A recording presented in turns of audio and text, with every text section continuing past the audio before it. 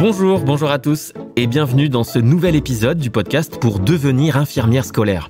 Après avoir exploré la plateforme Cyclades dans le dernier épisode, passons aujourd'hui à un sujet encore plus concret, les épreuves du concours. Ce sera l'étape incontournable de votre recrutement et en ce qui me concerne, je m'en souviens comme si c'était hier. Je vais vous donner toutes les infos utiles pour aborder ces épreuves avec sérénité.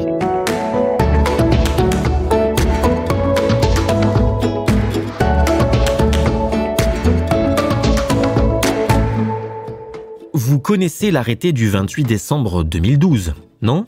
Non, c'est... Bon, je vous taquine, c'est normal.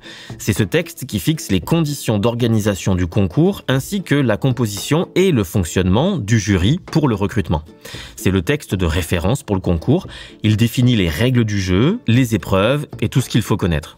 Ensuite, il y a l'organisation pratique. Quand est-ce que ça se passe, où et surtout comment s'inscrire. Pas de panique, je vais vous expliquer tout ça de manière claire et simple. Waouh! Pour faire simple donc, chaque académie organise son propre concours. Une convocation vous indiquera la date, le lieu et les documents nécessaires comme votre pièce d'identité. Vous vous souvenez de votre baccalauréat ? C'est un peu pareil, un examen classique.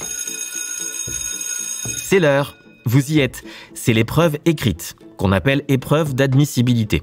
Vous avez 3 heures pour répondre à des questions sur l'exercice infirmier dans le cadre des missions des infirmières de l'éducation nationale et de l'enseignement supérieur. Il s'agit de mobiliser vos connaissances issues de votre formation d'infirmière DE et de les appliquer dans le contexte spécifique d'un établissement scolaire. La copie est notée sur 20 et une note inférieure à 8 sur 20 est éliminatoire. Pour réussir cette épreuve, il faut bien sûr connaître le programme et structurer sa préparation. Je vous donne un tuyau sur la liste des révisions en fin d'épisode. Il faut s'entraîner régulièrement avec des annales. Pareil, j'ai un truc à vous partager, restez bien jusqu'au bout.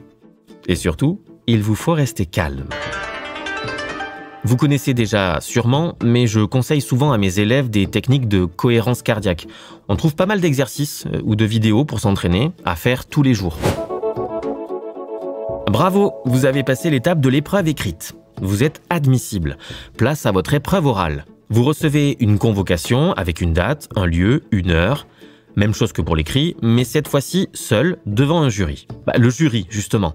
Il est composé de personnel de l'éducation nationale et vous allez devoir démontrer vos qualités, vos connaissances et votre savoir-être.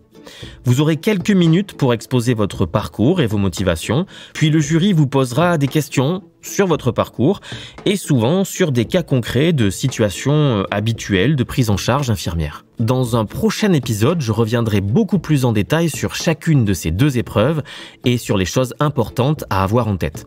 Mais je peux déjà vous dire que pour réussir cet oral, votre discours il doit être un minimum préparé et structuré. Vous devez vous projeter dans vos futures missions en tant qu'infirmière en poste dans un établissement scolaire. On vous évaluera sur vos motivations, vos connaissances et votre capacité à communiquer. Alors soyez authentique et naturel. Voilà, vous savez maintenant à quoi vous attendre pour le concours d'infirmière scolaire. C'est un parcours exigeant, mais avec de la préparation et de la motivation, vous pouvez y arriver. Je vous parlais d'un bon plan pour préparer votre épreuve écrite et aussi votre épreuve orale. Dans le livre que j'ai coécrit avec Brigitte, on vous propose un programme complet de révision. Une liste de tous les sujets incontournables à remobiliser pendant votre travail, que ce soit dans le domaine des sciences infirmières, comme les pathologies de l'enfant, les démarches de soins par exemple, ou dans ce qui concerne plus particulièrement l'exercice à l'éducation nationale, comme les textes à connaître ou les règles du système éducatif. Toute une progression pour vous permettre de vous auto-évaluer, savoir où vous en êtes avec un système de jauge à valider. Si vous avez travaillé en service de diabétologie, par exemple, vous aurez moins de travail dans cette partie-là. Alors vous pourrez vous concentrer sur les sujets qui vous demanderont un peu plus de révision. C'est aux éditions Malouane, un livre super complet dont je vous parle dans un épisode très bientôt. C'est tout pour aujourd'hui. Dans le prochain numéro de Devenir infirmière scolaire, je reviendrai plus en détail sur le calendrier du recrutement par concours. Une vraie course contre la montre. Je vous expliquerai toutes les étapes clés du processus et quelques conseils pour bien vous organiser.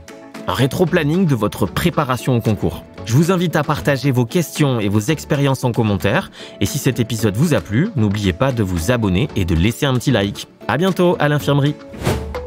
Vous avez aimé entrer à l'infirmerie ? Alors likez, partagez et commentez.